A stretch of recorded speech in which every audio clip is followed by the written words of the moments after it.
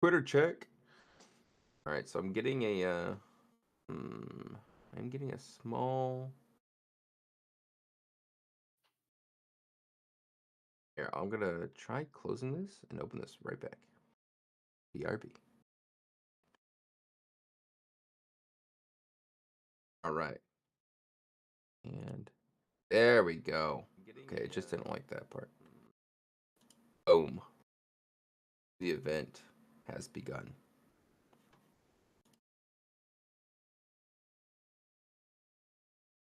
All right. Sorry, folks. I'm like tabbing around here, making sure we got everything structured and organized. Looking good. Looking good. All right. Let's get this thing. Let's get this thing started. If you don't know, my name is Ryan. Uh, no autopilot. Turner. Let me turn on my camera for you so you can see my beautiful face. It's 5 a.m. here, so mind the dark, moody bedroom here. But yeah. So welcome. Today we are hosting a game demo day. What it is a celebration of the various games that are building within the gaming startup collective community. So, speaking of which, we have a bunch of projects that we're going to be presenting today. We have Rob from Salty Sharks. Shout out to Rob. We have Gameland, Vincent over at Gameland. And we have Philip from Puzzled. And we have a few more additional guests that are popping in here as well. We also have a group of panelists, judges. So these are folks who are going to be reviewing the games that are presenting today. And at the end of the session, we're going to vote on what they find the most interesting or novel. Okay. And then the winner from today's session and the other two session hosting later today will be piled into a finale where we have a bunch of awesome prizes that we put together. Speaking of which, we should probably take a moment to shout out all of our sponsors. Let's start with Sequence XYZ. They have put up a handful of credits to their platform, allowing game developers to unlock like thousands and thousands of dollars worth of free access to their platform to build out their game. We also have Game 7. So Game 7 came to us and put in a bit of money for our cash prize pool. So appreciate that. We have Fluke from Knights of the Ether, which is a Web3 game that is also kind of in the market for potential game dev support and help. We have Web3GG from Juan. Shout out to Juan. Of course, we can't miss Arbitrum DAO, giving our community a small grant to go ahead and kind of build out our community. We got BlockSafe, who provides blockchain technology support. And we have Kalman's Forge, which is a Web3 VC idea house. The Roundtable, which does go-to-market planning and game testing services. And the Blockchain Game Alliance, which is, the original home of Web3 game development. So, with all that said, let's go ahead and let's lay the ground rules. Each team is going to have 10 minutes to go ahead and present their game, at the end of which we'll field a few questions from our guest panelists. Panelists, if you want to come on the stage, feel free. If you prefer and you're more comfortable in the audience, that's a-okay too. So we'll have each game present. At the end, we'll have a few questions, and then in the finale, our panelists will vote for what project they feel the most interesting or novel. With that said, I'm going to mute. I'm going to pass it over to Rob. Rob from Salty Sharks, take it away. Thanks very much, Ryan. So I'll just do a share screen as well.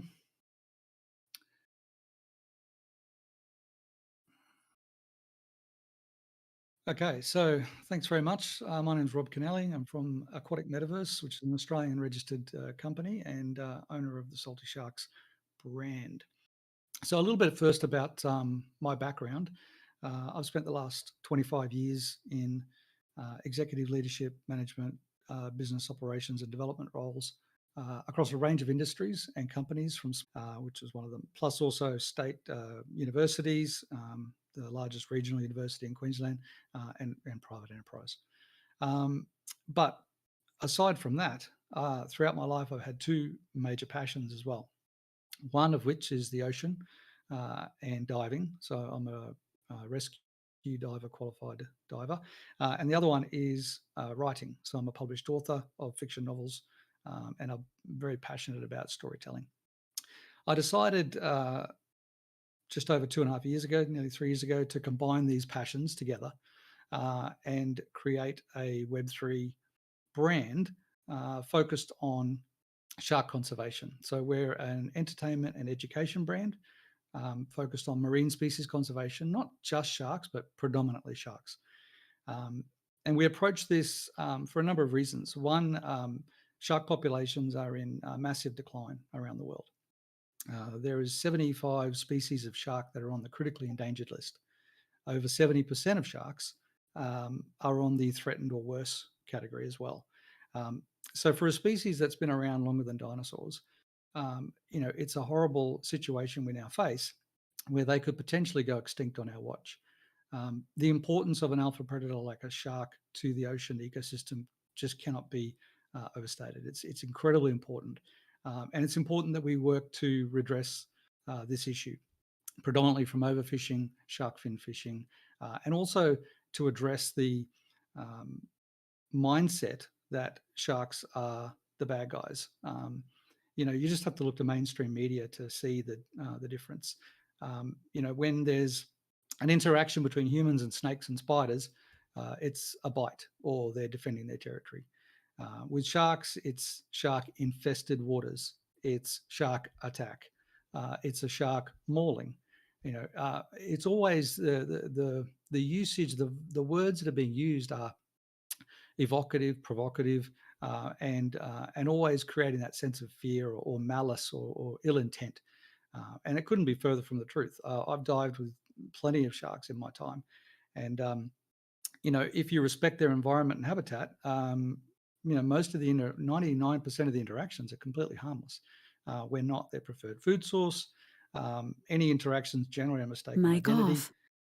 They're just finding out who we are and what we are, and the only appendage they have is their mouth.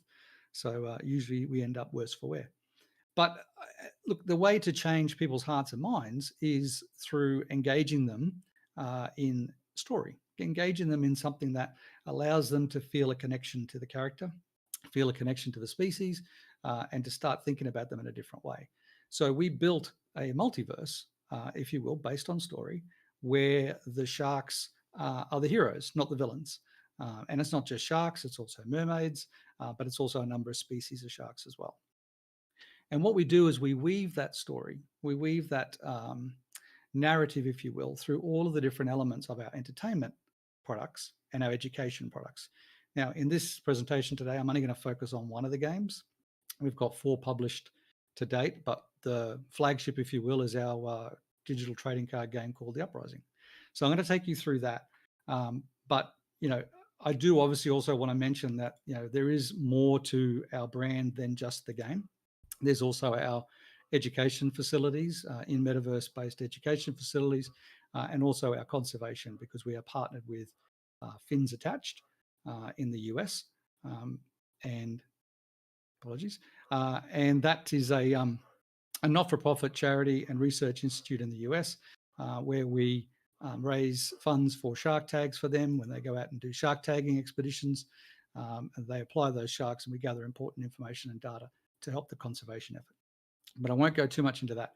I want to take you through the Uprising game. So I'll start with the game guide, and then I'll take you through some of the actual gameplay as well. So I just need to switch the window here briefly. All right.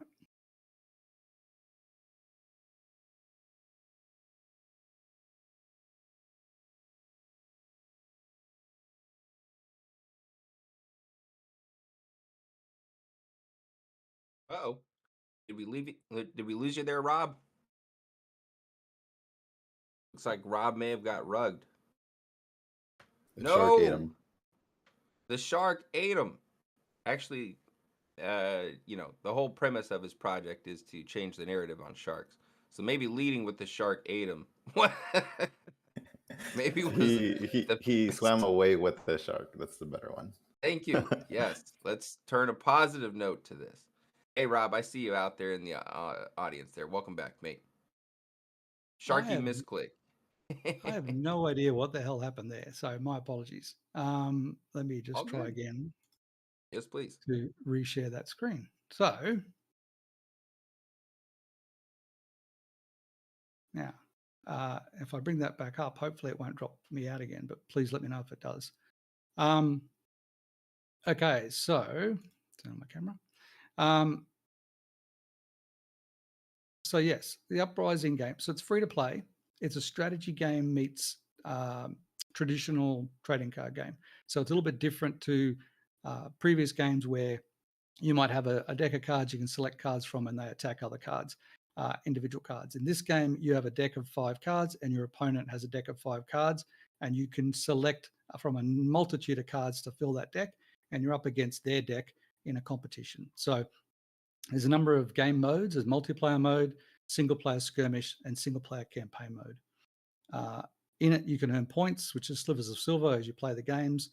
You use those with pieces of 8 to buy class specializations, equipment, and unlock additional content.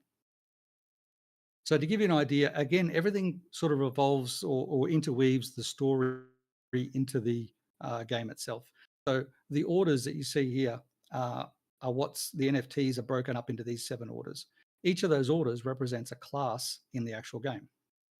There are also adversaries. So there are 2 adversaries that the AI controls if you're playing single player games, the illegal fishing pirates and the Atlanteans. You'll get to see some of those shortly. And there's different statistics, etc., that each of the cards have. There's also a number of different rarities of cards. So you've got starter pack card, you've got a generic card, you've got a silver, and you've got a gold rank card. You've also got different battlegrounds that the battles are taking place on. So the board background can be one of 11 different boards. And each of those boards will have slightly different effects, either positive or negative, to certain classes that are in your deck. As you progress the game and as you buy upgrades and class specializations, etc., you can actually mitigate some of those negative effects, which is quite good for your deck as well. This is an example of what the board looks like and what the cards look like as you're playing. I'll take you through the roles a bit later as we go through the game. This is what the solo campaign looks like. So the solo campaign actually mirrors adventure stories that we've already written in the lore of the multiverse. And these are also represented in our already published comics as well. So the first solo campaign that you'll do actually mirrors the adventures of the Salty 7. So it's a 5-part campaign battle, progressing in difficulty as you go through it, with the final boss battle being something from the story that you will know if you've read the story or the comics. And then we've got the different cards, as I mentioned. So your starter pack, your generic pack, your Genesis collection, which are the NFTs, and specials.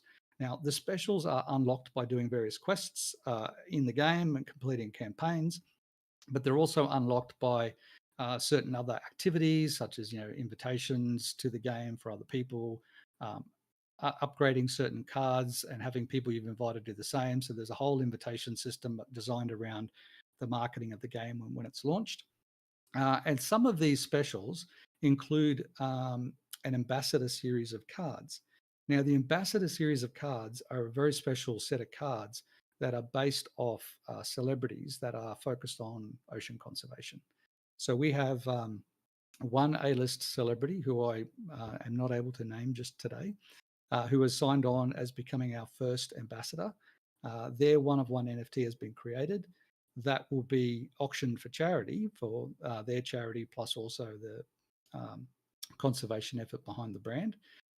And their card will be available as a generic card for Web2 players to win and unlock, as well as an NFT version of the NFT version, which whoever wins that or in the auction can actually play that in the game.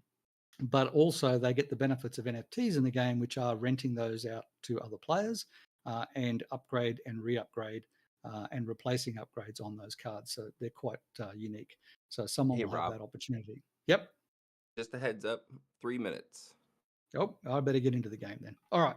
So I'll just close that down and we'll just jump into the game. Apologies for that. Where have we got here? Also, hats off to Rob for going first. It's not easy going first. There we go. So hopefully you'll get the audio in this as well. So this is the actual game. So you've got your collection and you can build your decks here with these cards. Obviously, I've just got the 7 starter cards here at the moment, and you build a deck of 5 cards in any particular game. And when you go in to play a game, we'll just do a solo match. Okay, and then you start into the game. So there's something I didn't get a chance to mention yet is there's 2 different ways to win a game. One way is by defeating the opponent's deck, killing off all their cards. The other way to defeat them is actually defeating their morale, so causing them to rout. And you do that by lowering their morale score to 0. There's numbers of special attacks which attack morale specifically. Also, when cards are killed, it reduces the overall morale score by their leadership score plus a bonus as well. So there's different ways of reducing that. And there are different deck combinations you can build and attack combinations with the special attacks, which actually focus on being a morale busting type deck. So quite an interesting additional way of winning a battle. So just to take you through some of the actual particular moves. The dice is another feature which is a bit different to most trading card games. It's designed to add a little bit of variability to the game and create an opportunity for, even though you might have a card with some great stats, you might just do what I did and roll a 1 to their 6, and you don't do as much damage as you might have done. So there's a little bit of variance to it based on the type, the dice roll you make, and plus if they're if the cards are tapped, they roll disadvantage, and if you have certain abilities, you'll roll advantage as well. So Fantastic. So there you go. Fantastic. So yeah, that's the game. How much time have we got left? All done? Any last comments there, Rob? And then we'll pass it over to the judges for any potential questions. Sure. All I would suggest is that the game is at 20% from completion. We have a grant application actually in at the moment with Arbitrum to complete the rest of the game and ready it for launch. So if people want to get involved, they can reach out to us on Twitter. They can join our Discord, see a lot more information on that in Discord. And obviously we're open to talking with any investors around investment as well. And thank you for your opportunity to present. Fantastic. So, folks, if you want to get in contact with Rob, I have all of his contact information. It'll be distributed after the event. You can also catch him on our socials. We've been talking about his project quite a bit. So, passing it over to the panelist judges. Any questions, comments for Rob? This is from Matt. Which platform are you planning to ship the game on? So it's built in Unity, and we are looking at launching it on mobile and web-based, so Android, iOS, and web platforms. Obviously, we're open to Hyperplay or Steam and those sort of ones, but we haven't decided exactly on that yet. But it will be launched on mobile and web. Fantastic. Next question. And we're going to go rapid fire on these because we got 5 minutes to get through them here. Shai says, can you talk about the wallet experience that is planned? Yeah, so the beauty of the Web3 integration of this is it's not over the top. There is a wallet connection to allow people with the NFTs to add those NFTs to their collection and play the NFTs. However, if you don't have any of the NFTs or you're not into Web3, there's no actual requirement to connect a wallet. You can play with the generic cards purchased off the website, as well as the starter cards, and you're not disadvantaged for doing that. It is entirely possible to play the game and win the game and do really well without the NFTs, but the NFTs add certain benefits. such as And being able to rent them and earn passive income and upgrade them differently and in different combinations. all right, I'm gonna read the next question here, and then gonna have to move on to the next game. But Rob, you could probably answer the other questions you don't quite catch in the chat itself. I will. So Gaspode says you may have touched on it, but is it going to be gated and or Web2 login? It'll be email address and password will be the only barriers to logging in. So email address and password, and you can create an account. Fantastic. Rob, again, great job going first. Uh, Takes a lot of bravery and courage to do that, and your game looks awesome. So it's a win-win there. Thank you so much. Yeah. Okay. Moving on over. Next up, we have Land, Labor, and Capital. Calvin/DV. Welcome, welcome, friends. Can you hear us? Calvin/DV, are you out there? Yeah, I can hear you. Hey, hey, how are you? I'm doing good. Fantastic. Yeah. So I'll go ahead and I'll hand it over to you. So try and aim for about 10 minutes to present. We'll do about 5 minutes of question and answers at the end. And yeah, the stage is all yours, sir. Please share your game with us. All right, sounds good. Here, let me just share my screen. Can everyone see this? Yes. All right. Yeah, we're Land Labor Capital. We're on-chain tycoon game. Currently, we're on a bunch of networks: Arbitrum, Polygon, and Base, Op BNB, and basically the core gameplay of our game is expanding your business empire within the bounds of the game world. Uh, you start off with a deposit and then you can use that to build businesses, find opportunities and try to make more and more money uh, through all the interesting in-game mechanics that we have.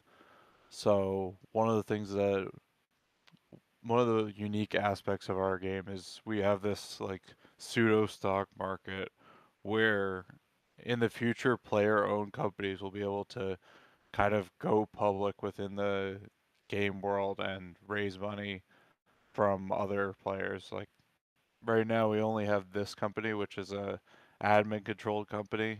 The way that it works is whenever someone trades on the in-game market, they pay a small fee and that's distributed as dividends to the shareholders of this Liquidiverse company.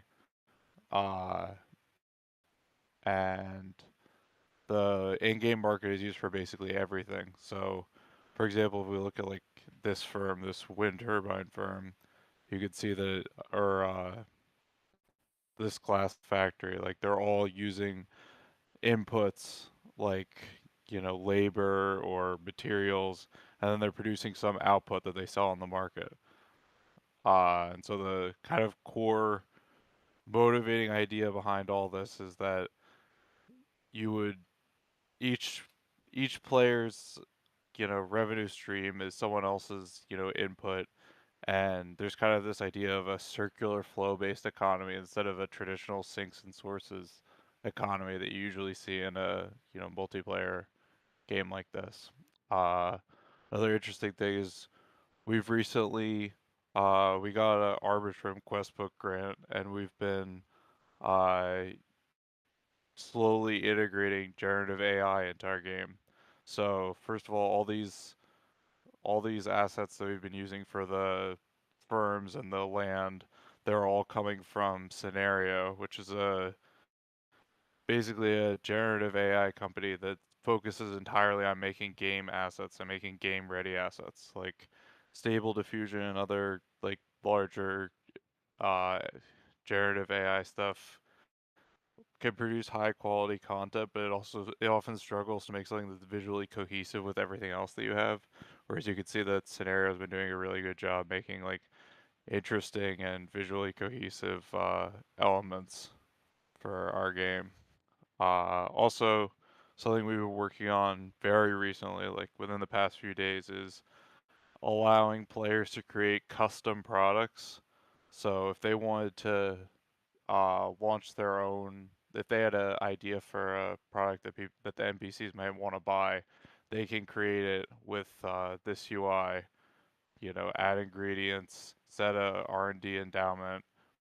How the R&D endowments work is basically you stake a certain amount of our in-game currency, and then that's kind of treated as if it was constantly funding the research and development of the product, and so that affects its quality.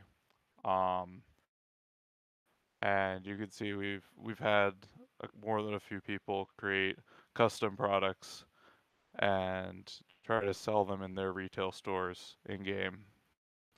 And just very recently, we've integrated that as well with Scenario. You can see we have icons now for each custom product generated by Scenario. And we've really been focusing on modability and making the gameplay experience extendable, not just for, custom products, but also in the future, entirely different in-game world, like let's say a Bored Ape themed world where the economy was based around bananas, and you could have like banana farms, like I don't know, ape villages, and then people from the Bored Ape community could then play that game with you know, with their NFTs and with their whole, ecosystem around that. Um, yeah, Quick that's check in on a lot of what we've. time. So you got Hmm. about 2 minutes, sir. Anything else you want to share before we move on to questions for you? Um, I think I'm more or less ready for questions. Cool. Yeah, I'll Mic say on. this project is super interesting. We did have a question in the chat. Is it on chain? And if so, can you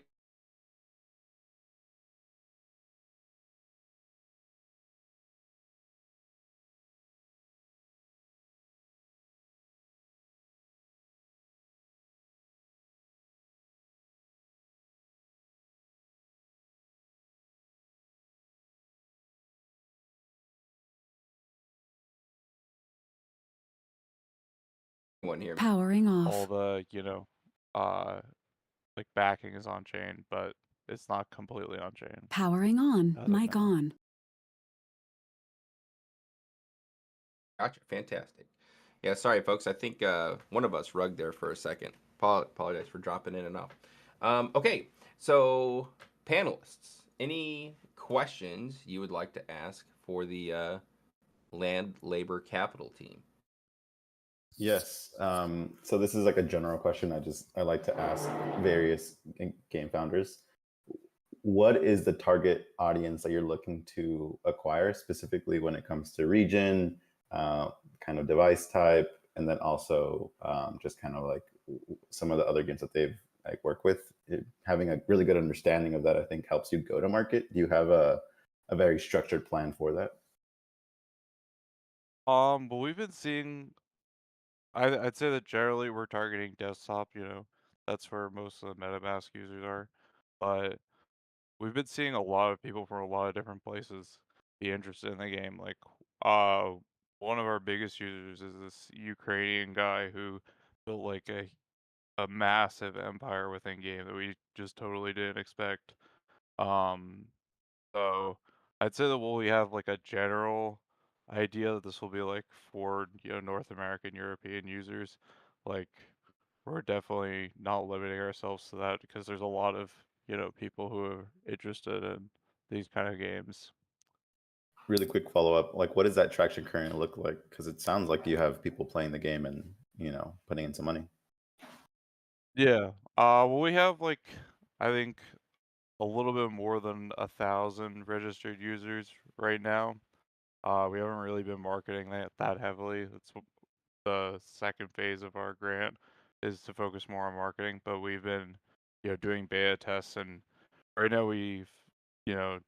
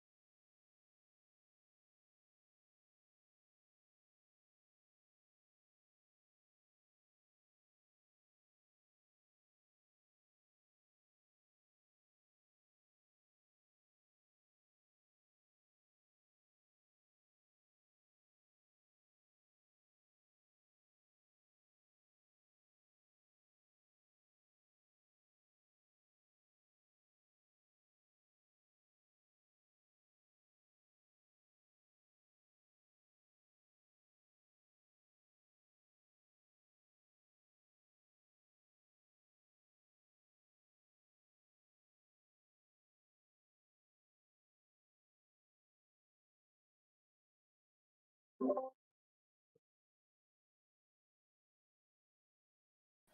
Can y'all hear anything? Hey, everybody, just hang tight. I think some audio issues there. We'll get sorted in a minute. Yeah, can you guys hear me now? You're back, Ryan. Woo! All right, let's power through before we get rugged. So sorry for cutting that short there, Land Labor Capital. There are some additional questions for you in the chat, though, that we didn't get a chance to answer. So make sure we check in on those. And then Vincent from Gameland, you are up, my friend. Okay, so you can hear me, right? Yeah, coming through loud and clear. Okay, let me share my screen.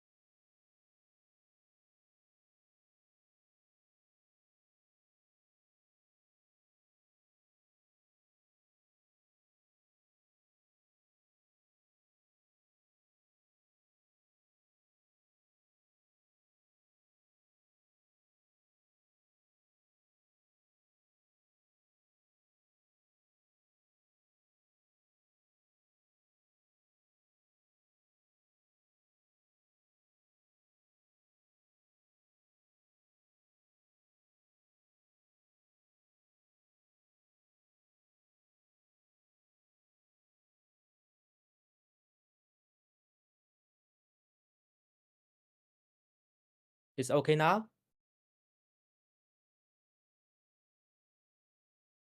But okay. Yeah, I can think hear it's you. okay. Can you Now guys hear it's me? okay. Now it's okay. Okay. Hi everyone. My name is Vincent, the founder of Gameland. Gameland is AI tools and games. And in 2023, we were incubated by the OS Camp. This came from India, and now we also in 3 DAO program. This backed by Husky.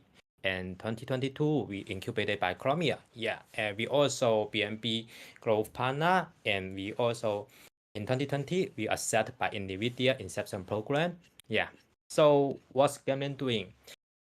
Gameland is a decentralized GameFi intelligent tools platform and AI open market training AI for games.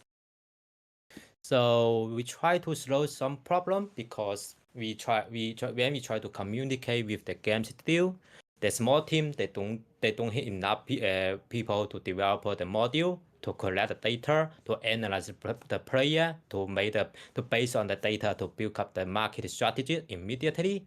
And the second part, the player there no place to find the developer or data scientist there no place for them to share or sell their asset, their product to the everyone to connect with the game studio or players.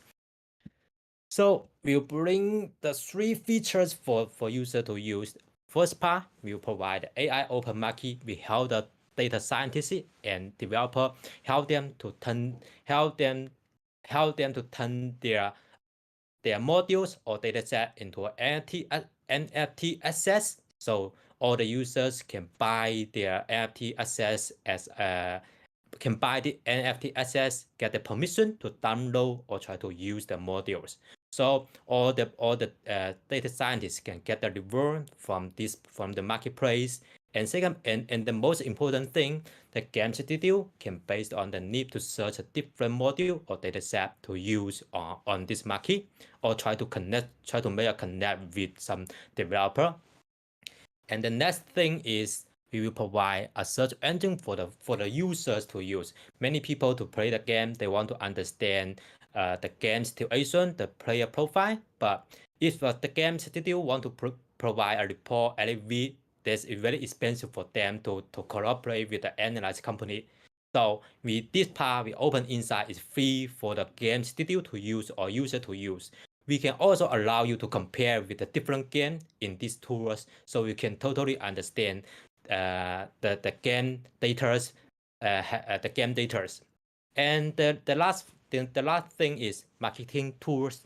This is most important thing for the game studio. Yeah, we will provide some based data and AI module to build up some tools for the users to use or the game studio to use. I will try to explain this part later. The first part, AI open market. Yeah, this will be a store for user to buy or sell training these assets, NFT assets. This represent the modules or data set. So the users can get the permission this directly, so they don't need to, and they don't need to try to find out the person to communicate with them. Hey guys, I want to use your AI module. Can you provide agree me to use that, so they can use the NFT access as a permission. And the second part, all the users, if they can train the AI for the game. In the future, we'll allow the user the module run on platform, so you can train this AI module for based on your need, so that you can use the AI module directly by the API. Yeah. And the most important thing, we can help you to share all the things to the relevant, so each one can see or try to connect with you. And the search open insight, yeah, now we already range you, or our platform already analyzes almost 300 games. Now we support BNB, Polygon, Arbitron, and Ethereum chains. Now, all the user can use this place for free, and in the future we'll base on this data try to build up the GameChat.ai. These tools to help you to develop the smart contract. This can help the traditional game studio to slow the time to learn how to develop a Web3 game. I will show the video later. Yeah, this is our marketing tools. Now, in the future, we will provide the GameChat.ai. This will help you to understand the game studio need to help you to develop the smart contract and help you to deploy all the smart contract on chain by one click buttons. And the second part is AI advertising.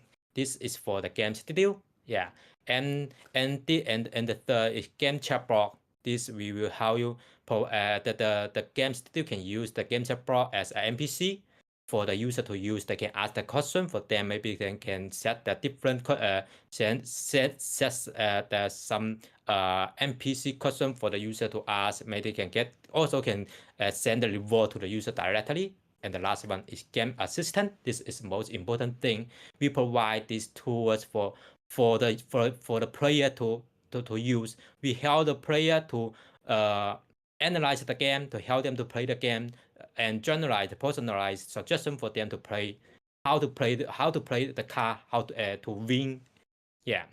Now this is our game length structure, and on the left side we will have many people. We provide some module data set on training or earning training skills to our platform, so the user can see our products, AI open market module and data set, and then we will use based on this our product to provide the AI API service for the game studio to use AI search engine, AI marketing tools, and game chat robots for the game studio and game users. Hey, Vincent, just heads up. You get okay. 3 minutes, good sir. 3 minutes. Okay, very quickly. This is our session. And now we already have some 33 partner analyze cooperate with 40 game studio, and we have some revenue. Yeah, this is our partner. We cooperate with Alice Matrix and Homies and the other game. We also collaborate with some excellent platform. Yeah, this is our team. Our team have 4 years have a rich blockchain experience. and we totally understand the blockchain game and community, and we also have understand the DeFi product and GameFi products. And yeah, last year I was GameFi. In 2021, I was the DeFi product founder, and a staking product. We have spent a month to stay 100 million on our protocol. Yeah. This is our team. Sky is data expert, and Iris is our CMO. Yeah. Lin is our backend engineer. Yeah, this our try to raise CLAM 4 millions, provide 10% token. Yeah, this is our token economy. Okay, that's all. I'll skip the token economy. Yeah.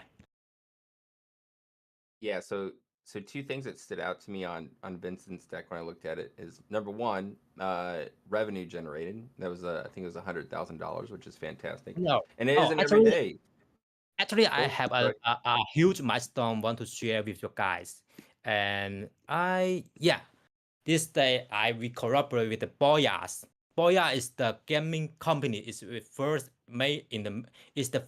game in the mainland China, Hong Kong, and Thailand.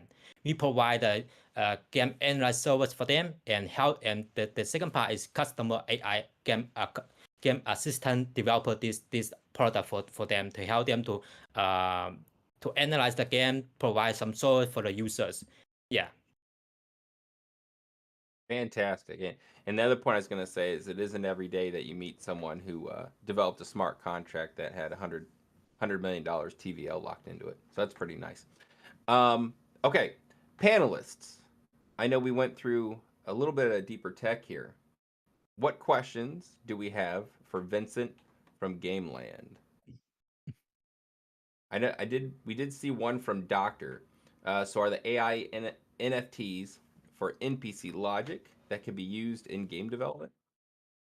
So it looks like he's looking for you to clarify the AI aspect.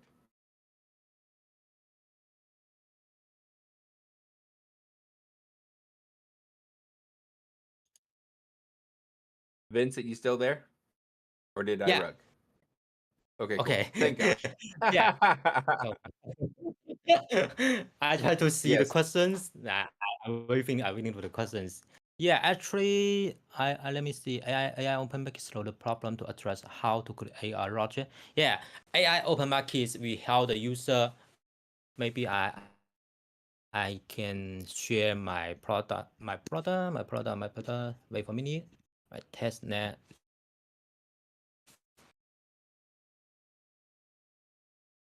Wait While for you're a pulling minute. that up, let me ask you a couple quick questions from Shy. Okay. He asked, is there an abstraction layer? Actually, AI open market will allow the users to upload their modules or data set on our platform. We help them to generate the NFT assets. So the user they can buy the NFT as authorized. So they can use the authorized to download the module or try to train the module. So they can get the reward from the developer or from gambling platforms. Yeah, and in the future we'll have a lot of milestones to do. But the base version now we provide the user to share or sell their reward for the user to the game studio. Yeah. Fantastic. And then, so last question, and if we could try and answer it with brevity, that'd be great. This is from Shy. He asked about the abstraction layer. There's a planned SDK, and if you can discuss the cross-chain abilities. So maybe some of that you can answer now, and the rest of it you could take in a chat message in general. I can answer it right now. Yeah, and in the future we will provide an API for you to integrate, so or SDK. Yeah, and in the Q2 now we support cross trains, and now we support EVM and Solana right now. So you can use our tool to analyze the Solana and EVM games NFT. Yeah. Okay. Fantastic. All right. Thank you, Vincent. Fantastic looking at the product you've built. Now you. we're Thank moving on. Oh, thanks, man. Thank you. Now we're moving on to Philip from Puzzle. How you doing, Philip? I'm doing okay. Can you guys hear me?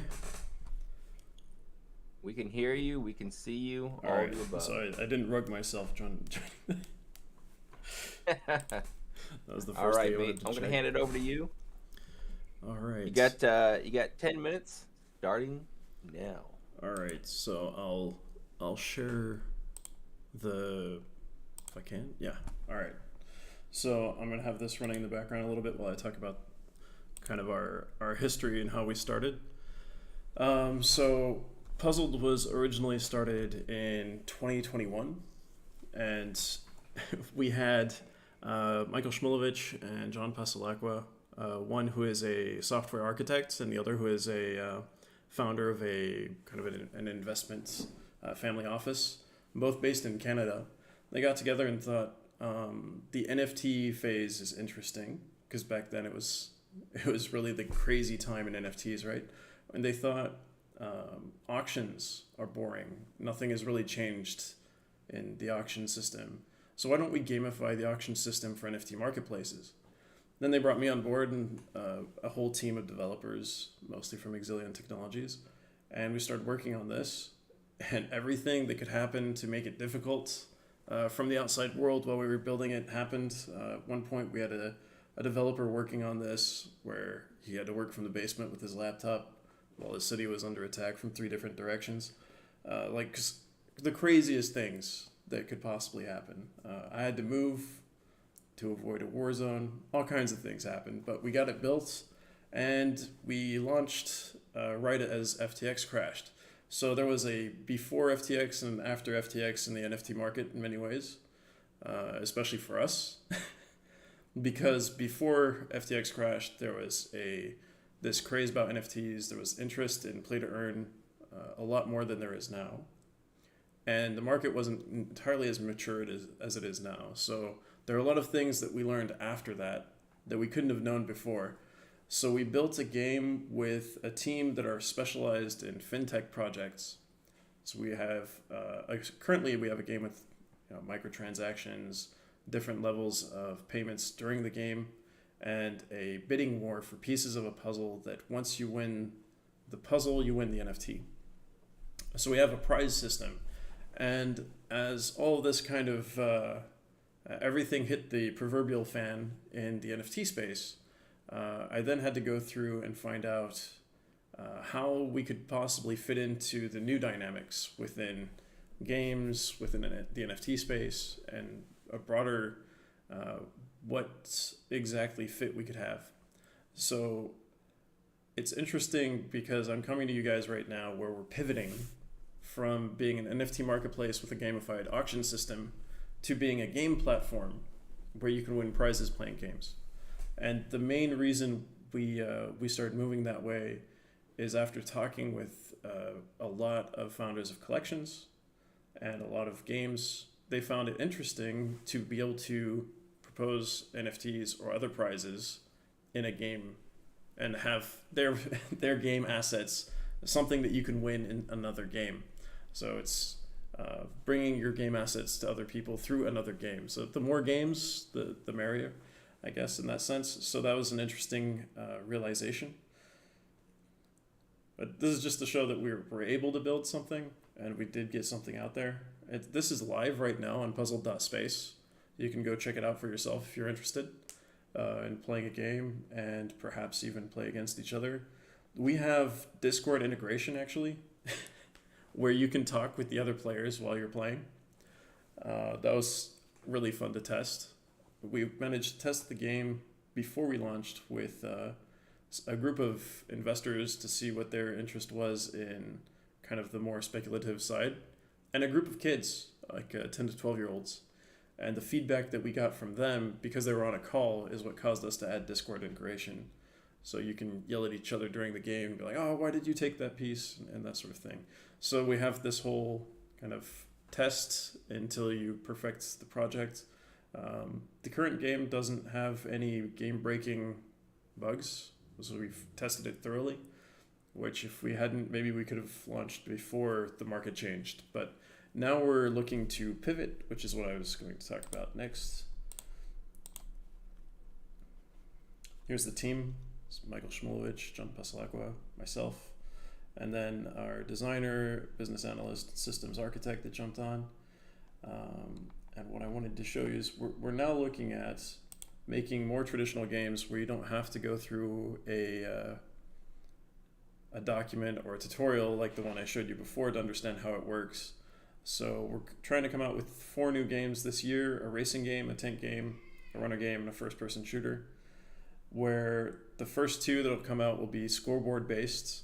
If you're at the top of the scoreboard within the amount of time that the prize provider for that game sets in the parameters, then you win the NFT, or we're planning on expanding it to also include Steam games and things like that. The current game, by the way, is on Ethereum. Like, you can have Ethereum NFTs and Polygon NFTs using the Matic currency for the games. And we're going to add Arbitrum shortly, as we just got an Arbitrum gaming grant. Thank you for that, by the way. And so yeah, these are kind of the games that we're looking at adding. And we're also planning on expanding the prizes, like I was saying, to game codes from, for example, Steam, special deals like coupons and things like that, potentially even digital currency, and obviously tokens like we have had so far, NFTs and things like that. And we're planning on doing a lot more marketing moving forward. Yeah. Oh, just quick call on time. Got a couple minutes here. Perfect. Just want to make sure you have enough to hit any last key points for folks. All right. So right now we're working on building the racing game. Tomorrow I have a call with a game development company that we're partnered with to go over some of our initial specs. It's the 3rd iteration of our improving on the idea and kind of zooming into how to build it. So we're working a lot on the idea, so when we actually go to build, it'll be faster, cheaper, and more efficient. So building mini games, and then the goal is for these to be utilized by other games and third parties. So eventually we want to have an API where they can integrate it white labeled into their system. For example, if you have a game and you want people to win game assets through another game, a mini game, you can integrate our mini game, and people can win your assets there. That's one of the use cases that we're looking at providing specifically for that. So yeah, I think I'm very curious about questions, to be honest. Fantastic, yeah. So it looks like my my video might be rugging, but my audio seems to be fine. So I'm gonna read a couple of these out. Let's start with Matt. Will the different games share an art direction / a setting in particular? So right now I would say no, but ask me again in 6 months and I'll have a clearer answer. I don't think so is probably the best answer I have for now. There is potential for that, for it to become like a game universe, but right now we're just building the first one. So we'll see if there's something that really ticks with people, really checks all the boxes for that, and then we'll implement it throughout if it really makes sense. And eventually we want to upgrade the games where you can modify them a little bit, especially for integrating inside your own projects. Perfect.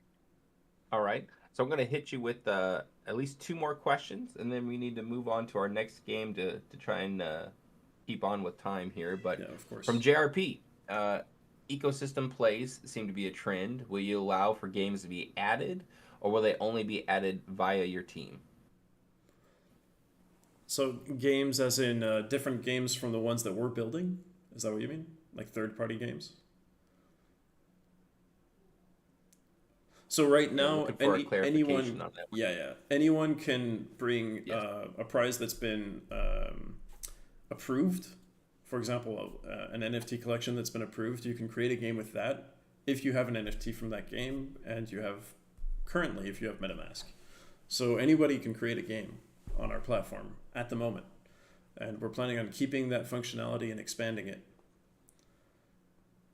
So a specific game. Fantastic. adding more games in the future. We'd like to integrate third-party games as well, like partner with other companies with games and add more mini games that way.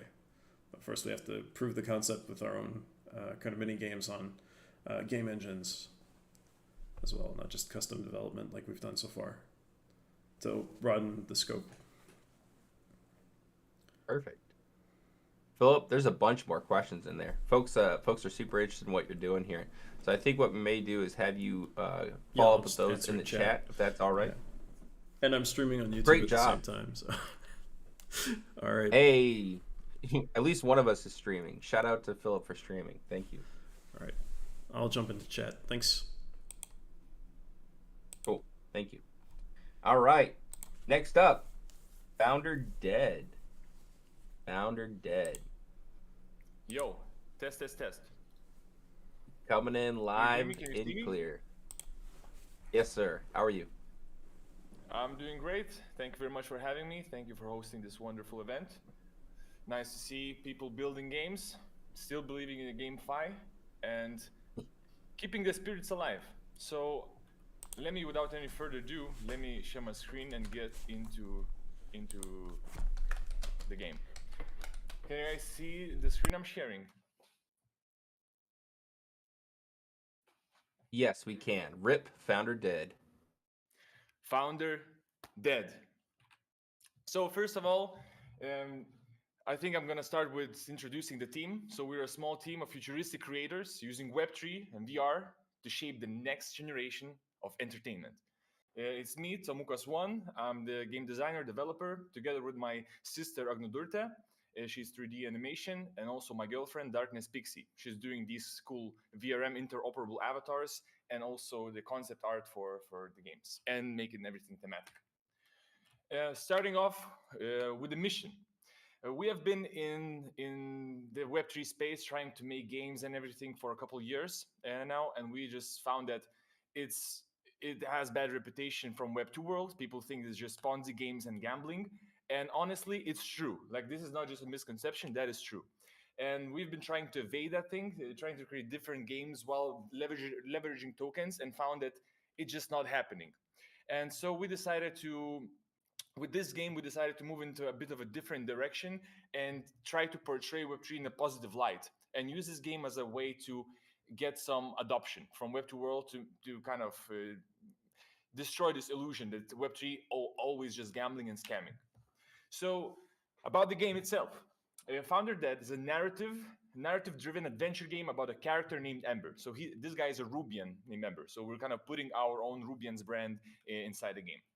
He's on a mission to revive an NFT collection after its original founder has passed away. So basically, it's a kind of like a satire comedy game where if you know the popular meme that when a collection mints out, right? A collection mints out, and there's somebody in Discord writing an announcement that, oh, unfortunately, the founder has died, right? So a rug. And basically, in this game, there's a fictional NFT collection, which this Ember guy has overinvested in. And when the founder was found dead, he decided to turn this around and try to derug the collection. So I want to give a little bit of a demo here. Let's see if this is gonna load up. All right, and and let me know if it's gonna lag for you in the stream. Then probably we'll have to skip it. But I'm staying hopeful. So please give me a second. Okay, cool. Looks good so far. Okay, if not lagging, right? If everything's okay. Nope, we're good to go. Very good. So a great tragedy has befallen the Ruby world. Founder of the most hype NFT collection of the year, Poopy Boxers, has passed away.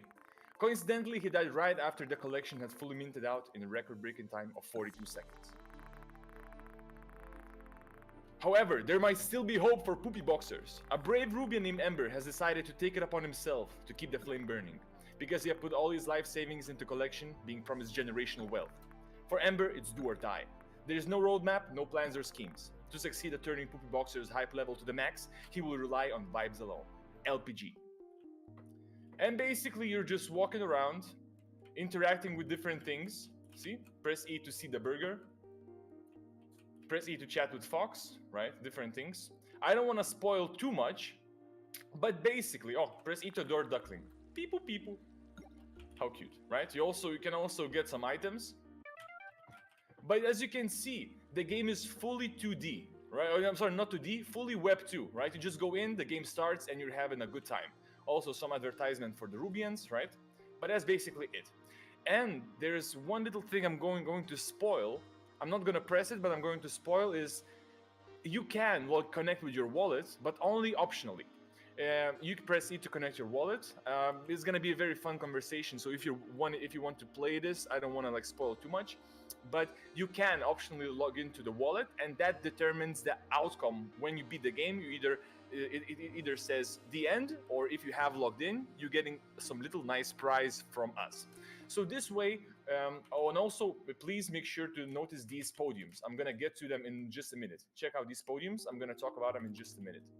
And now I'm gonna get back to the slides. So, so basically, time. Yes. Heads up on time. You got about 4 minutes. Cool. That's plenty. So people want to learn, but they hate learning.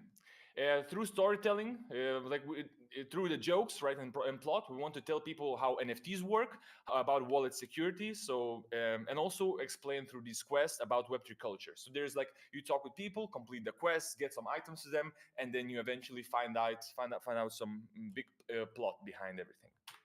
And so we want to get this as a kind of an educational tutorial game. This game we participated in December in the Solana's game jam called Speedrun, and we won the popular vote. People really liked the game. We got some raving reviews, and we decided to move along with it to try and make it into something a bit bigger.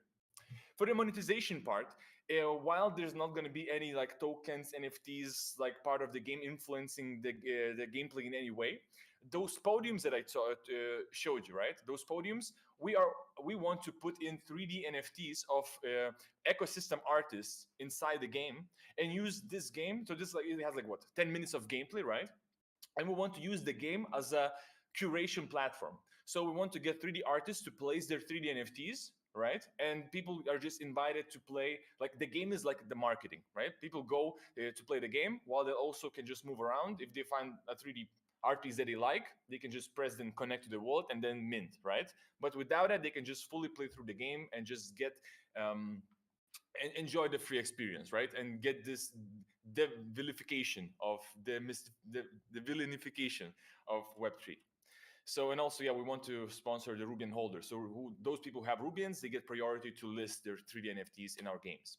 Audience, students, high school students and college students, to learn about the new world of tomorrow and about the money. And also age 18-30 Web3 natives, people who are already in the industry, who want to play 10 minutes to have some laughs and relax, and also to maybe after it use this game as a resource for rookies. When they join in, they can say, hey, try this game. This can be a nice little way to get yourself onboarded and be in touch with the culture from the start. For the adoption, we want to take this game to schools, to IT classes, since the game is web browser based, right? Kids can just sit in the class. We say, open up the game, they play it through, and we can pitch them a little bit, tell them about them, and get them into the ecosystem. And also, we want to get into these conferences, events, set up some computers to have people come in and play, and maybe after they finish the game, they can get some limited edition promotional NFTs. The community is all about the community. Through these games, we want to grow community of creators. So later on, people can add their own little things into these games. And also for our track record, we started in 2020, launched a couple of VR games, won 2 game jams of Solana, and now we're currently on the SDK from Solana Foundation. We're currently developing Solana SDK for Godot game engine to allow people to make games easier. So this is also a way for us to get people into our community to play, and we show ourselves as a leader of in all those integrations, so people can use our games as examples. Yep, and that's gonna be it. So yeah, thank you very much. And I'm turning off this screen share. You did great, man. That's it's funny when a game's IP just reaches out and grabs you by the shirt collar. You did a great job there. All right, panelists, questions. Hit us up here. Let's see here. Matt, you mentioned VR at the beginning. Can you elaborate on that? Yes. So thing is, I've started my, let's say, game career through VR. I was fully into VR. I was like, classic gaming is dead. After playing some VR games, I was like, there's no way I'm going back to playing computer games. So I've like spent like 5 years developing VR games, learning about the multiplayer, everything. And then I found out about NFTs through like VR, then metaverse and NFTs, and I got sucked into this wormhole of NFTs. Try to make a game integrating both VR, V-sports game with NFTs, but that is like too niche audiences, and it just wouldn't work. So right now what I'm doing is I'm setting VR a little bit aside, focusing on NFTs. But through these NFTs, as I mentioned before, avatars, right? We want to upgrade our NFTs to fully interoperable VRM avatars. So, and this is going to be our re-entrance into VR, right? So avatars would go to VR chat. We use VR as for like marketing, for posts, for promotions and stuff like that. And eventually we're going to get back to integrating NFTs with VR when the time comes. So for now, we're just going to be like teasing, spoofing, showing, and doing things like that. Very good. Very good. Let's see here. Shy asked the engine/tooling used. And I think you may have just covered that, but anything else you'd add? Yes. So for engine, yeah, I already told you it's Godot, and the thing is that I've been on Unity for 8 years now, and since this disruption with the new fees thing, right, where people got really mad about Unity, I decided this could be a nice opportunity for me to try out Godot. But unfortunately, Godot didn't have any Solana SDK, so I found myself a teammate who was doing something on Godot, and we applied for the foundation grant. We said this is important. We need to go to Godot. And they said, sure, go and try that out. So basically, we're using our own tool, right? We're using the tool and creating the games using it as like for testing, right? So yeah, and it's actually like we're moving along pretty well. Since the game has been made, we've added like candy machine so people can mint their own collections. So I think this can be a nice entrance for gamers for new game developers to use the SDK. That is to go to Godot and use the SDK only for minting their own collection, right? So because currently minting is really boring. You go to like some website, there's like one description, picture, and mint now, right? And we want to say that go try Godot, right? Get 3D, 2D, whatever, mix it up, make it creative, make it fun, and have minting experience be interactive. So yeah, this is kind of where we're going. So we're both doing SDK and the games. And like one very important thing that I wanted to say is that the name of the game is to be nimble and fast and make short-term games that like you can just play through and move on, because people don't have the attention spans now to sit on like card games, MMOs, and everything. So our kind of mindset is to do a lot of little games that last for a short amount of time and focuses on brand. The brand always has to stay there. So whatever games we make, Rubians this, Rubians that.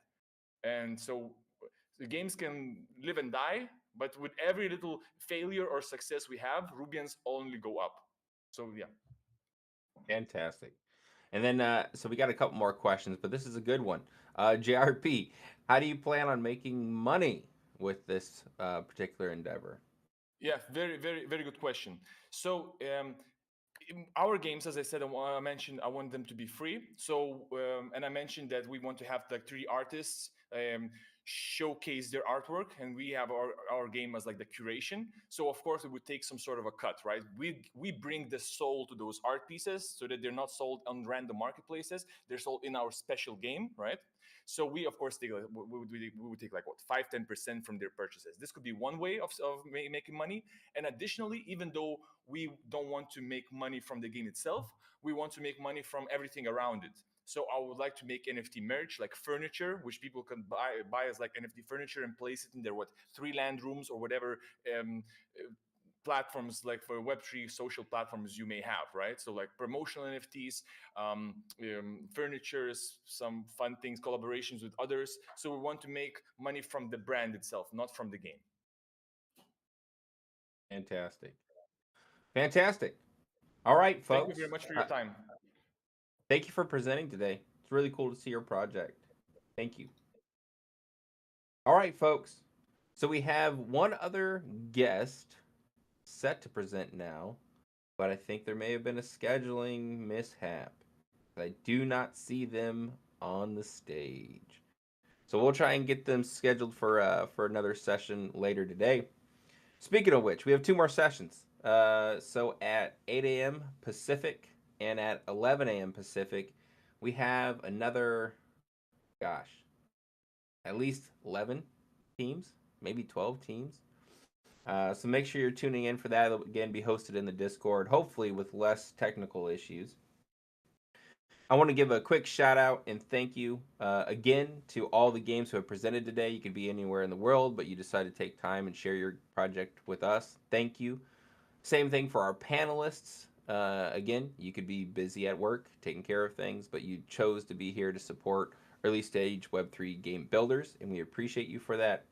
And of course, all of our sponsors. So Sequence, Knights of the Ether, Game 7, Arbitrum, Web3GG, Blockchain Game Alliance, BlockSafe, Kalman's Forge, the Roundtable, and all the different prizes that they've put together for these teams to compete for in our demo day finale. With that said, panelists.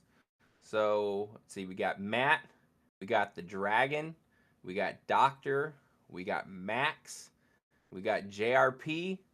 Hopefully I didn't miss anybody. If you can, go ahead and drop your vote for what you felt was the most interesting or novel project from this first session. And to help you, because we've seen a lot, I'm going to type them out again, okay? So you have The Uprising. You can go ahead and react to these if that's easy enough for you. We have Land, Labor, and Capital. You have Gameland. You have Puzzled Space. You have Founder Dead. And finally, oh, actually that is it, because the last person we need to get booked into a different session. Okay, so panelists, if you could either jump on stage or react to these with which one you felt was the most interesting or novel. Whoever gets the most votes will move on to our finale. Ooh, Uprising. Uprising taking a strong lead. Rob from, oh, okay, got Founder Dead. The votes are piling in. Oh, whoa, whoa, whoa. It's a 1 reaction difference. 2 reaction difference. All right.